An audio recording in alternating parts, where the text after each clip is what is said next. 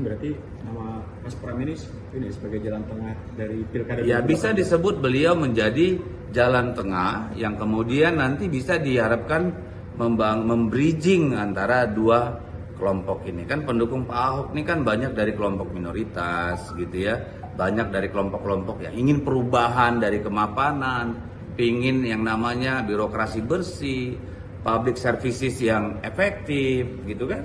Sementara di kubu Pak Anies banyak yang kemudian sangat peduli dengan isu agama, isu rohani, bagaimana membangun kultur keagamaan yang kuat misalnya, bagaimana keberpihakan terhadap pengusaha pribumi, mungkin seperti itu. Jadi mungkin ini nanti yang mudah-mudahan dengan kebesaran hati Pak Ahok, Pak Anies, ada Mas Pram dan Pak Rano misalnya yang kemudian bisa menjadi jembatan. Satu lagi Pak Dedi, itu melihat realitas mungkin elektabilitas dari Mas Pram dan Mas Rano, itu bagaimana PDI Perjuangan meyakini mereka bisa berjuang gitu untuk bisa memenangi kontestasi ini? Ya kan yang namanya survei katakanlah elektabilitas gitu ya, itu kan sifatnya dinamis ya. Karena misalnya begini, mungkin Pak Anies sudah tinggi gitu kan, tapi begitu beliau kemudian nanti tidak mencalon, itu kan akan berpengaruh secara signifikan.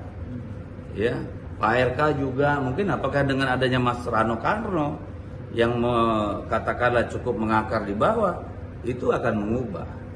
Karena yang namanya survei, hasil survei atau elektabilitas itu kan juga dipengaruhi oleh waktu dan intervensi ya, di lapangan gitu. Jadi kita tidak berpegangan 100% pada hasil survei saat ini.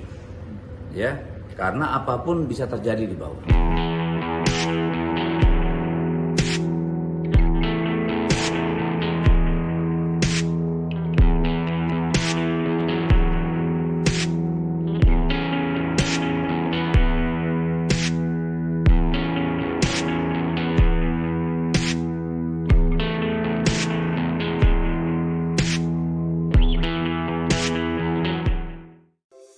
Di antara banyak sumber informasi, kami layak dipercaya.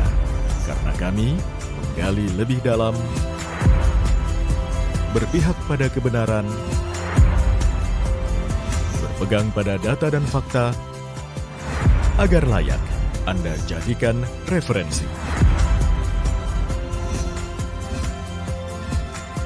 Kompas TV, independen, terpercaya.